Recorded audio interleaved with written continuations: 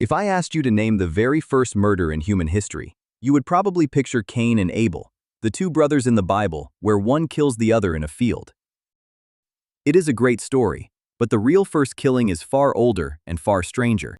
That famous tale was only written down a few thousand years ago. By the time anyone put it on a page, the oldest killing we can actually prove had already been lying in the ground for hundreds of thousands of years. The first murder is not in any book. The oldest one we can genuinely point to happened around 430,000 years ago, in a cave in northern Spain. That is almost impossible to picture, and it comes with a deeply unsettling twist. The victim was not a human being like you and me, because our species did not exist yet. Murder, it turns out, is older than humanity itself, and we seem to have inherited it, like a grim family heirloom, from the ancestors we came from. To understand this, we have to climb down into one of the strangest places on Earth. Deep under some hills in northern Spain, at the bottom of a narrow shaft that drops about 13 meters straight down, there is a small, hidden chamber. Scientists gave that chamber a wonderfully grim nickname. They call it the Pit of Bones, and the name is earned because the floor is packed with skeletons that fell or were dropped down the shaft over an unimaginable stretch of time. Here is the first funny thing about the most important crime scene in prehistory. Most of the bones down there do not belong to people at all, because the pit is crammed with the skeletons of at least 166 ancient cave bears. The people are outnumbered by the bears, roughly 6 to 1. That figures because the site was first found in the 1970s by a student who was not even looking for humans. He was hunting old bear fossils, and the most famous ancient victim on Earth turned up as a bonus. In total, the remains of around 29 people have been lifted out of that pit, and the group is strange. Almost all of them were teenagers or very young adults, with only a single small child. Nobody has ever fully explained why. Out of all those scattered bones, one skull stands out above every other. Researchers rebuilt it, very patiently, from 52 separate broken fragments and gave it a plain, cold name. They call it Cranium 17. When they finally had the skull whole again, they saw something that stopped them cold. Just above the left eyebrow, punched into the bone, were two squarish holes sitting close together. Two neat holes in a skull, side by side, do not tend to happen by accident. Working out how old the skull was became its own detective story. The clay lying directly on top of the bones is at least 430,000 years old, so the skull underneath has to be at least that ancient, and possibly older. Scientists have had to rewrite that date 3 times as their tools improved, bouncing from over 300,000 years up to 600,000, before settling near 430,000. Whatever the exact number, this skull beats our species by a comfortable margin. Which leaves the question of who this person was, and the answer is that they were not one of us. The people in that pit were early Neanderthals, an ancient cousin on the human family tree, living in Spain long before modern humans showed up. So here is how you prove a murder that is nearly 500,000 years old. In a cave in Spain, scientists found a skull, now called Cranium 17, with 2 holes punched above the left eyebrow, and they treated it exactly like a fresh crime scene. That is bold because holes in very old bone are usually boring. A rock could have landed on it, or it could have cracked while tumbling down the shaft. A hole, all on its own, proves nothing. So the scientists looked closely, and the 2 holes were not just similar. They were a near-perfect match, the same size and the same shape, as if one object with one distinctive edge had stamped the bone twice. But here is the detail that cracks the case open. The holes matched perfectly, yet they struck the skull from 2 completely different angles. A falling rock cannot hit the same skull twice from 2 directions, because gravity only pulls one way.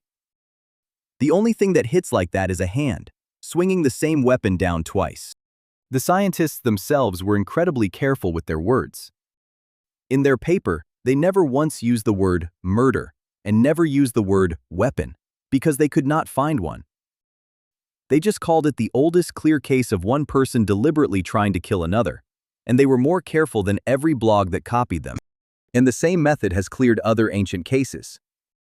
A little 8-man skull with 2 neat punctures was blamed on a killer for years, until someone matched the holes to a leopard's fangs. The science that convicts a murderer is just as good at proving nobody was there. Now let us jump forward a staggering amount to just 5,000 years ago.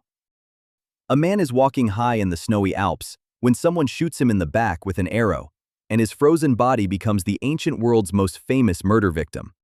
We call him Otzi the Iceman, and two hikers found him poking out of the melting ice in 1991.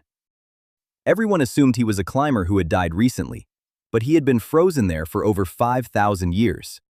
For 10 years, people thought he had simply died in the cold. Then a doctor saw a scan of his shoulder and spotted a stone arrowhead lodged deep inside. Otzi had been shot from behind, and the world's most famous body was suddenly its oldest unsolved killing. The clue that rules out a robbery was lying right beside him. It was his axe, and the blade was pure, precious copper, hugely valuable at the time. A robber would have grabbed it instantly, but the killer left it untouched. This was never about loot. The strangest clue is inside his stomach, because his last meal was a big, fatty feast of wild goat and deer, eaten barely half an hour before he died. A man being hunted through the mountains does not stop to relax and eat a giant meal. Otzi thought he was safe. Amazingly, a real German homicide detective worked this 5,000-year-old case like a modern one. He ruled out robbery because of the abandoned copper axe, and decided the motive was something deeply personal, some mix of hatred, revenge, or jealousy that had followed Otzi up the mountain. But even a professional could not close it, and he was genuinely annoyed that the murderer got away. There is one final twist. Because his body was found about 92 meters inside Italy, a man who died 5,000 years ago sparked an international border dispute, and you can now buy a €13 ticket to see him through glass. So far, every case we have seen was cracked by scientists thousands of years after the fact. But there is one more question hiding here, and it might be the best one. When did human beings first sit down and write a murder down, on purpose, at the time it happened? For that we traveled to ancient Sumer, in what is now Iraq, around 1900 years before Christ. There, pressed into a clay tablet, is the oldest account of a murder trial anyone has ever found, and the details are absolutely wild. The story goes like this. 3 men killed a temple official named Luinana, and then they went and told his wife, a woman named Nindada, exactly what they had done. And Nindada, having learned that her husband was dead, chose to say nothing to anyone at all. Here is the part that feels so strange to modern ears. The court did not spend most of its time on the 3 actual killers. Instead, the great argument of the whole case was about the silent widow, and whether she should be executed too, simply for keeping quiet. 9 men demanded she die alongside the murderers, while 2 men defended her, asking what the woman herself had actually done wrong. And because the tablet is broken and ancient, scholars today still cannot agree how it ended. The widow either walked free or was condemned with the killers. But the biggest surprise about the oldest murder trial in history is where the tablet was found. It came out of an ancient schoolhouse, bundled with other practice cases, so it was almost certainly a homework exercise for trainee scribes.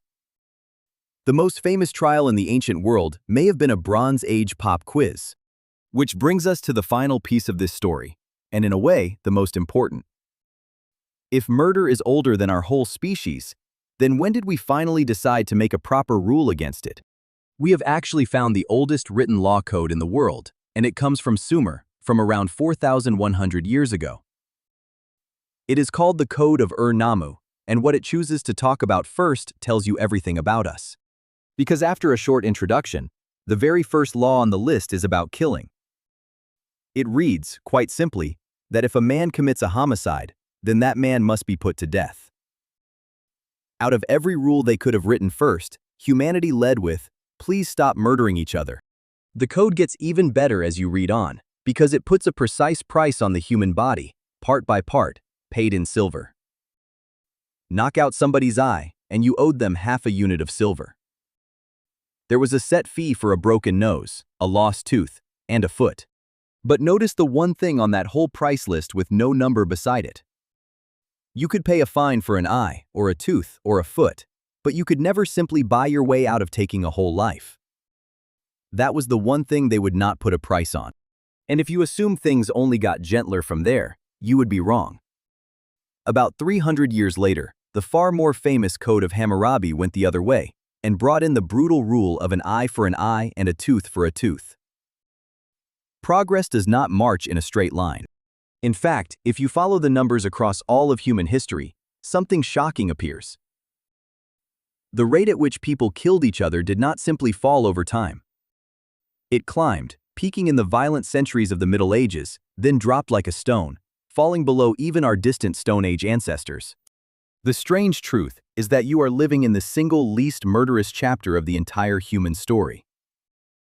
So let us go back one last time to that skull in the pit in Spain, which for 430,000 years has held the record as the oldest murder we can prove. Because the scientist who cracked the case said something that still gives me chills.